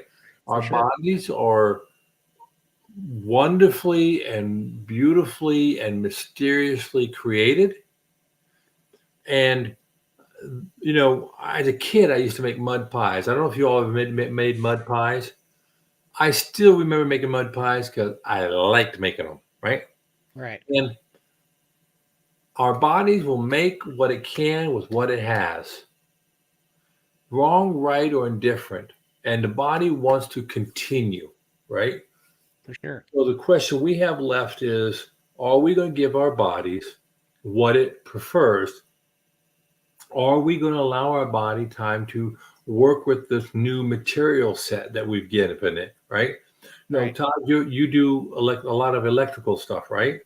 Mm-hmm. You have different properties on a copper wire versus an aluminum wire, right? Totally different conductive properties. And gauges and distances, all of those play a part in your scoping a project to deliver whatever was requested at the one end and to know what to put in at the other end, right? Right. Our body's the same way. Inputs, delivery time cycle, distance, outputs. Right. And when we realize that we're putting chemical substrate. Sorry, I didn't see you, Graham. Hi, Graham. Sorry. When we're putting chemical substrates in our body, we're telling our body. Now think about this. This is an epiphany almost. When we pick up a carrot to eat or a sweet potato, right, Dawn? We pick something up. We're telling our body We think this is good. Our body then goes through a subroutine set, a cascade of events, because we told our body that sweet potato was good. Right. Or the tobacco was good, or the alcohol was good, or the Twinkie, right? Because it's your hand cognizantly putting it into your mouth. Because most people don't realize we're basically a worm with arms and legs. And we have arms and legs to get food or to defend ourselves, right? And we're a tube. And our brain says, well, if my hand got it, it has to be something I want. Right. Well, it turns the table around and says, I want that because it tastes good or feels good, right? Right. But we're telling the chemistry set of our stomach and our intestines, make me with this. And your body says, okay, hold my beer. And it makes, and you say, but why do I look like crud? Well, you look like crud because you gave it a substrate that's cruddy. Right. For sure. Yep. So when we, through our efforts, grab things that are providing the substrate we need, the proteins and the fats, because our liver can make all our carbs, then our body starts to make the right thing. And then all of a sudden, all these dormant capabilities that are associated with a proper human diet, epigenetics, all of a sudden, those become available to us. And your body goes, oh, well, I can do this. And I can do, well, look, I can build muscle and I can take away fat and I can keep, oh, look at this. I feel so good and I'm so strong. I'm not fighting 100 fires everywhere else in the body. I can beat that simple cold virus and you don't get colds anymore. I can beat down that flu virus. Now, maybe you get the flu, but you get a much more subdued version, right? Right. As somebody else pointed out, I think it was Bubba Robb said, we use the word cure too quickly, right? But maybe you don't need a cure. Maybe what you need to do is stop shooting yourself in the foot. Right, for sure. Well, and yeah, for sure. That is a fact, because we don't cure ourselves anyhow. Our body does, but we give our body the building blocks and then it can cure it. And That's so right. I think we're always in kind of that process, one way or another. Our body's always trying to make us the best we can be. But I was just thinking it the other day because I'm just so surprised. It's been almost 11 months now. And I thought where I'm at right now, I thought it would take 2 years or more to get to. And I wasn't even sure it could get here and how fast it did. And I was like, man, it really is incredible how fast this body, when given the things that it needs, can really get you pretty far, when it's running on all cylinders. It's pretty incredible.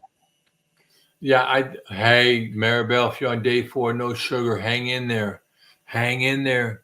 Keep the Yep. faith. It's not gonna, no one's gonna say it's easy, but it's definitely worth it. Hey, Graham. Yeah. As I said earlier, if you missed it, we were talking about the fact that I can see these things on my feet called ankles now. And I have to laugh because I said, I came for the steak, but I'm staying for the ankles.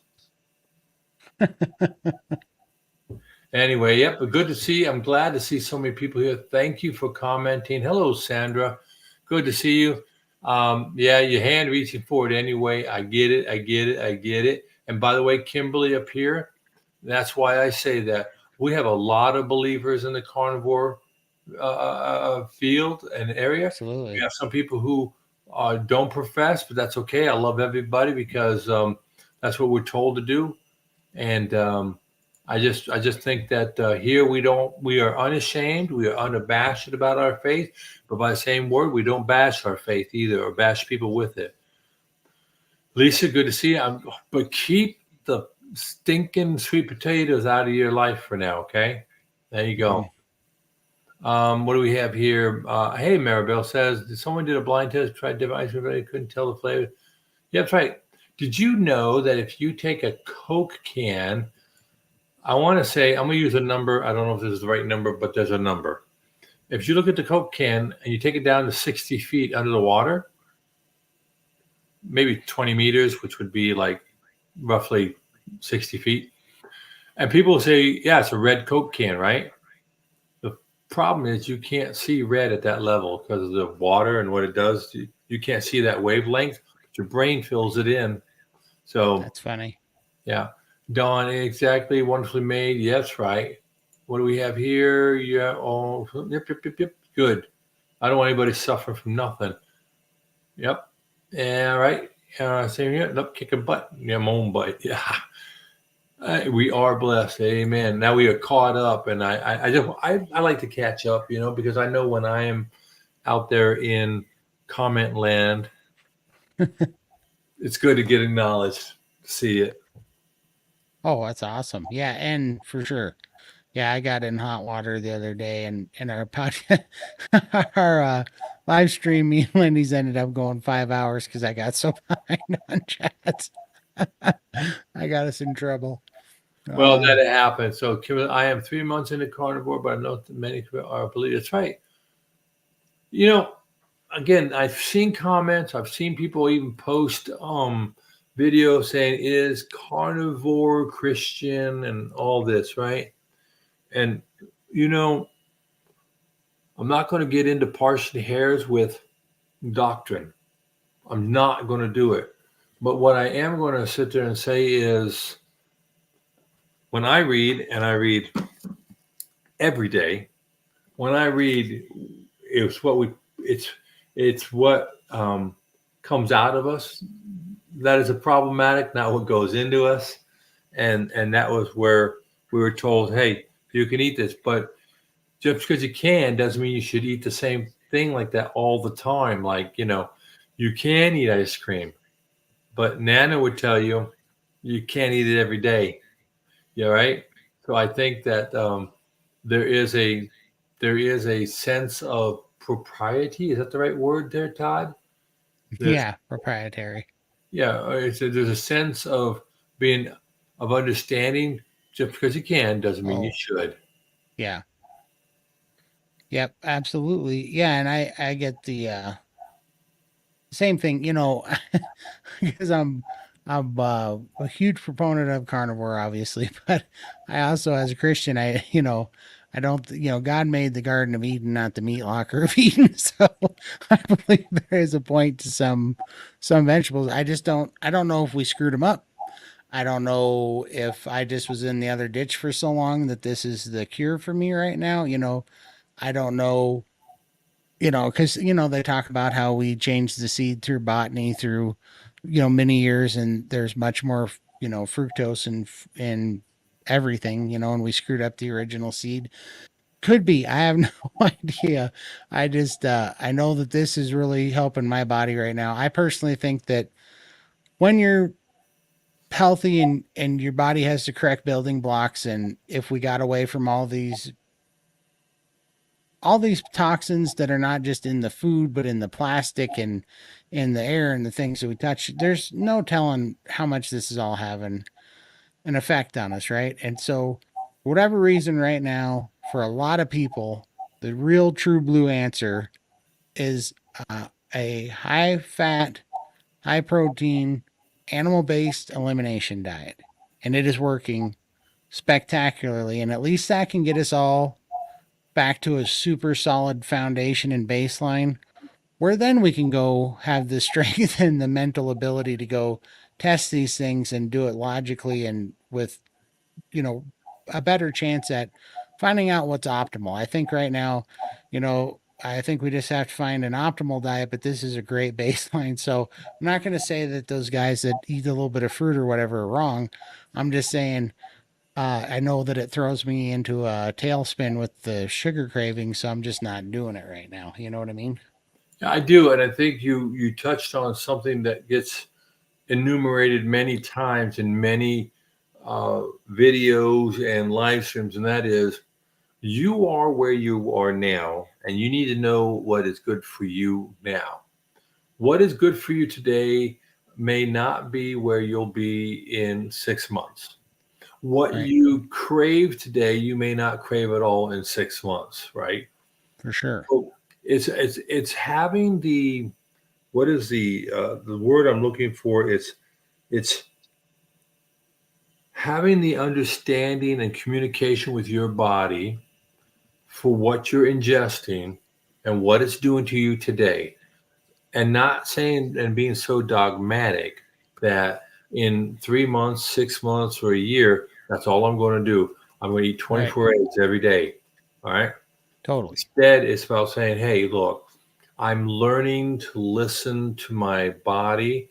I'm learning to listen to my mental state. And I'm also, important for me, cognizant that my spiritual state has a very important aspect as well. For sure. And I believe that when you're well, so for me, to my understanding, when you're well rested, you'll dream. So if you're not dreaming, you're probably not well rested, right? People have the watches now to tell them where they're at and how much good sleep they're having and not sleep because of restfulness, or if you have a CPAP on, all those things, right? I think the idea is over a period of time, what you're doing today will not hold true for you at a later time. But it may be that you'll never eat a sweet potato again, Dawn. Right. And if you have to surrender sweet potatoes for a higher quality of life, I feel confident that you'll wave goodbye to the sweet potatoes, right? Right. And Right. how freeing is this where you get on this diet when it frees you from all the addiction, right? And all that stuff where it's easy to make that choice now. Wouldn't it crazy when you were someplace where you actually contemplated on not getting better because of a sweet potato? You know what I mean? Right. Or you find out something that's a suitable replacement, or like we found with here, what we talked about here, cabbage. Now, look, when I went to school for survival schools, what we were taught was, and they're teaching the scouts too. You're out there, you're in a foreign place, you're unsure what you're seeing. You take a piece of veg or an animal, whatever, and you take a piece, you open it up, and you put it against your wrist, and you tie a scarf or something around it, right? Look Hmm. at it in a couple hours and see if it caused any reaction to your skin. Then put it in a pot and boil it twice. You want to boil it, clean it, rinse it, boil it once, because it's not acidic foods, but it's foods that are super high in alkaline that will just absolutely kill you dead, right? So Right. you're going to boil it twice, once for bugs and everything, but the other to get the alkaline thing. So when you talk about cabbage, raw cabbage versus cooked cabbage, you're chemically changing it through heat. People don't realize that heat chemically change. Did you know that when you roast coffee, there are like 1,200 chemical reactions that go through coffee beans? No. Yeah, it's amazing science. I love the science. Yeah, but you change a coffee bean dramatically, heating it, right? Well, the same thing. How the simple one. When you heat egg white, what happens? It denatures, and all of a sudden it goes from a goop to a solid like that, right? Same thing Yeah. with crabs. If you don't cook a crab in hot water, you're not getting as much as you do from anything else. Right. So For, Don for said sure. genetics. You know what? Here's a good one for you, Don. Just my opinion. Don't you think God knew this? When God made us, and now scientists say we have 94% or 97, 94% of our DNA is quote unquote junk DNA. Maybe it just hasn't got its purpose yet, but God said it and made it and put it in us for dealing with microplastics, radiation from electromagnetics, right? None of this surprised God. He's got it under control. For Now, sure. is it going to happen as quick as we personally want it? No, but it's going to be okay. We know the end of the story. Have you ever tried any grounding therapy before? Grounding therapy, have I tried it? No, but I've lived because I was well grounded in a high current situation. that's that's pretty good therapy too. But no, actually, when I was sick with COVID, when I before all this, I actually did a little research on it. It just made sense to me, so I bought those grounded pillowcases and grounded sheets and stuff. And I'll be danged if those things don't make me sleep better. Well, so our body is full of current. Absolutely. Static electricity is anybody that says that you don't store any static magnetic electrical charges. Have you ever touched grounded yourself and watched static electricity come at you? I mean, Have there's you ever not? Have you ever not seen the sheets pull apart, or the socks from the dryer, or right. we are Yeah, I full. mean, Why do we take electrolytes? right, for exactly because we are one giant conductor for the most part. We're not only a conductor, we generate. We do, yeah, Right. we So do. the challenge is to wrap our heads around the. We get caught up on scale, right? If it doesn't say megawatt, it doesn't count, right? Right. But then when we find out, and all about amperage, right? Mhm. I can have a lot of watts, right? Or a lot of volts. If I don't have any amperage, I'm maybe safe. The the Van de Graaff machine, right? Mhm. Static electricity generator, right? Huge bolts of energy, but no amperage, right? Right, no amperage, just like a horse fence, just like anything else. Right, It only takes a quarter of an amp to stop your heart. right. So I think, okay, Transformer, have a See you, blessed day Graham. yourself. But I think that the idea is that when you talk about grounding, let's talk about what's the opposite of grounding. Tell me. Isolation, which is storing magnetic frequencies. So I mean, that's how a transformer works. There's no, in the transformer that's outside everybody's house, there's no physical metal connection between the windings in that transformer. Right. It's magnetic lines of Induction. flux in the induction in the air, you know? So if we sometimes we learn not by what something is, but by what something isn't, right? Hmm. All right, Arlene, good night. Take care. God bless. Thank you.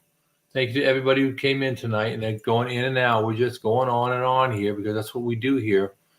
So if we understand, okay, let's take another one. Let's take something crude. Because sometimes models work better when they're simplified, right? For sure.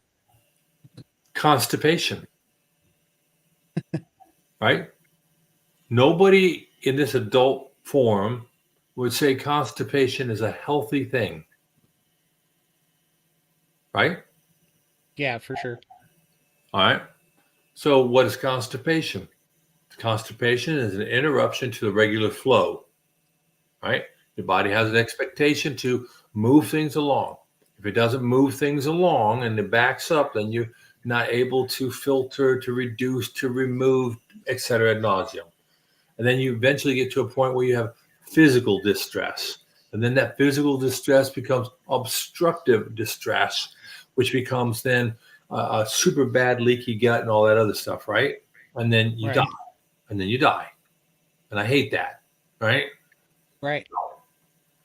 If we can be physically constipated, if your biliary ducts get constipated or your gallbladder or your kidneys get constipated, back up, negative consequences, right?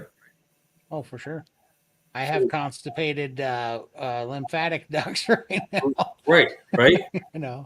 Then what's to say why not extend or extrapolate? I think that would be the proper word, extrapolate.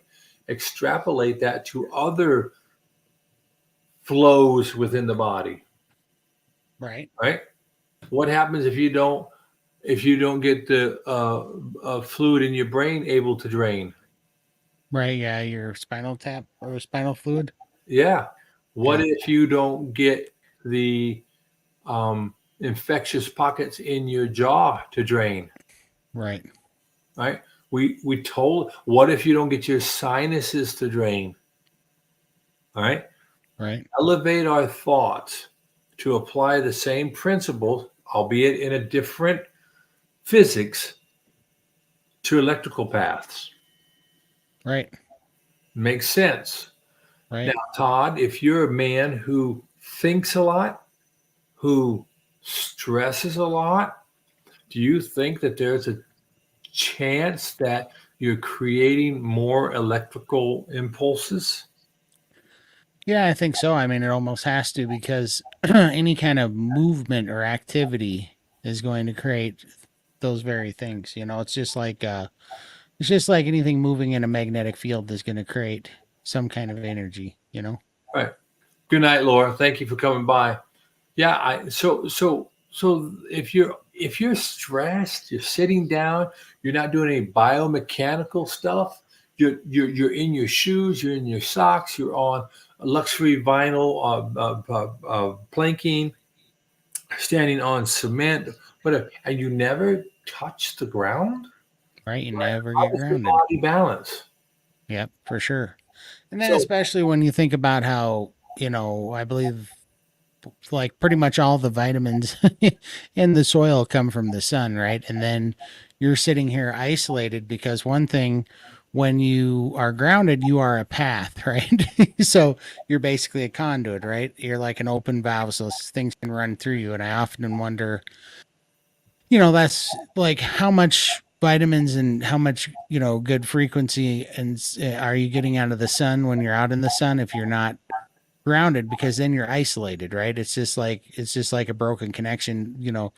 You can't have electricity flow if there's not a path, right? So but there's an important distinction here. I don't discount that in a macro sense, but mhm, in a micro sense, no, to make vitamin D, right? mhm, Okay, so sunlight hits your skin, then through the fat in your skin, a process happens where you end up with vitamin D, right? right, right, And if you have too much adipose tissue, the fat just absorbs it and never gets into your body, but it stays isolated within your subcutaneous fat. All right. right. That's why you take K2 or whatever. Right. But the idea is there are processes that are maybe, for lack of a better word, sub processes or micro or localized processes that don't depend on you being grounded. Now, it may be that by being grounded, you would do it Yeah, better. you're talking about a closed system. Right. You may have some capacity as a closed system. All right. Right, for But sure. you'd be optimized if you were able to be a little bit better, because you know I don't believe our system is developed or designed in an absence of secondary and tertiary manners to get it done. Right. Right. And that's what I'm saying. There's two sides to that coin. So what I'm saying is we have a closed system that holds static electrical and magnetic charges through, you know, different light frequencies that we have in all these fluorescent and LED lights that we use, different, Bluetooth and Wi-Fi signals, and God only knows what else, and speakers and blue light coming from our monitors. We're picking up small pieces of all sorts of uh see, Steve, we're picking up all sorts of pieces of different magnetic frequencies that we're holding these charges. And then also, we're not only not discharging them by being grounded and getting rid of the basically these nonlinear frequencies out of our cells and stuff, but also we're not I don't think we're absorbing as much light as we think we are, because light is a frequency, and when you're not grounded, I think you're getting minimal amount of what you think you are unless you're grounded, and I come to find that out. As a ham radio operator, one thing we learned about is balancing your antenna, right? Right. If you don't have Yeah. a balance there, you can put in all the watts you want, you can put in all the power you want, right? Right. That's create Attenuation. more of a problem, right? Right. So I don't, like I said, I want to make sure that I'm clear in saying I don't believe it's woo-woo type of stuff, but I also believe that there are ways to mitigate it so that we get enough of what we need. Take, for instance, vitamin C, right? Yeah. We joke about not having scurvy being in this way of life, right? But we know that the science says, yes, you still need vitamin C, but you can get enough of it from eating meat, particularly organ meat, right? Totally. I think the same may be true for the discharging, balancing, and thinking about the multiple spectral analyses that you were talking about, all these different energies. And that's what I was saying. Okay, so again, I have to keep things simple for Scotty. I'm not an engineer, so we got to keep it simple. And to simplify it for me is to say, can I apply a thought process over multiple domains? Is it plausible, feasible, and reasonable that this, for it to be a truth, it should apply somehow equally across multiple domains? Not all domains, but most of them, right? When you talk about Bayes' ballast laws, or you talk about if I increase the flow but I restrict the space, I have to increase the pressure, right? Those relationships, I don't care where you're at, whether it's milk or electricity, right? Mm-hmm. So I wonder that we are capable of doing things through multiple modalities, but did not our bodies get designed by a maker who understood what the future was? Right. Totally. So if we know what the future was, then our body was designed to cope with it.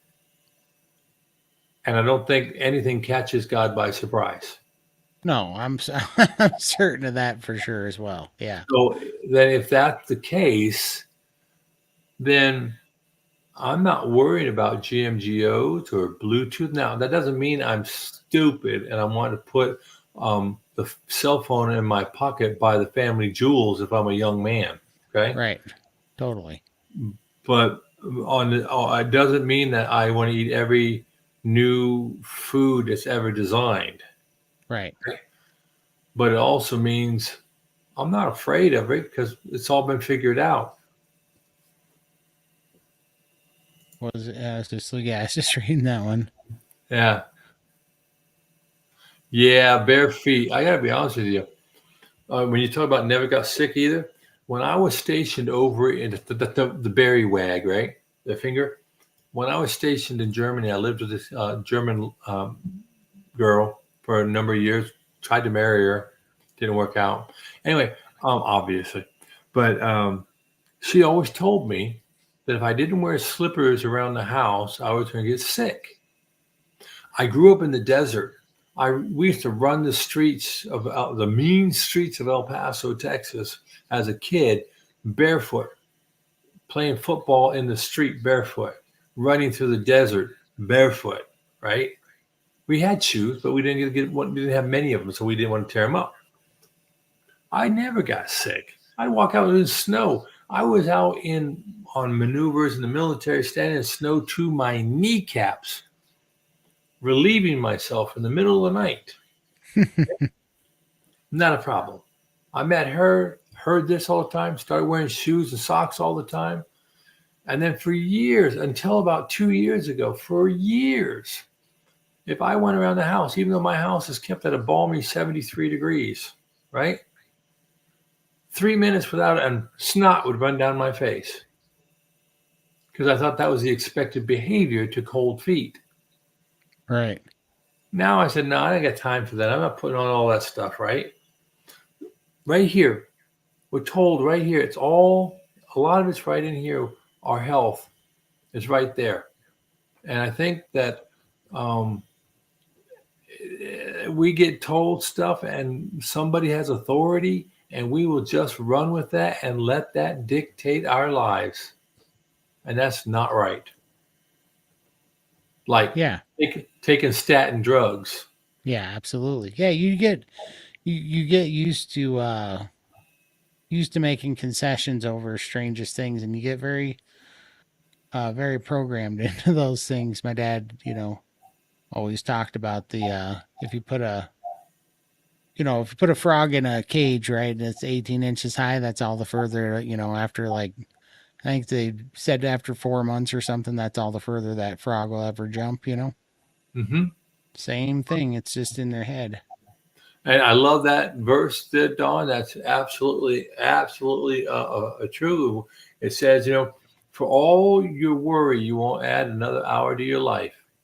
Hmm. So, okay, so we're like 3 minutes from shutting down. So we'll get to our final statement here. So after you get a drink there, Todd, I'm gonna give you a minute or so and just share some closing thoughts that you might have going into Friday. What do you got, boss?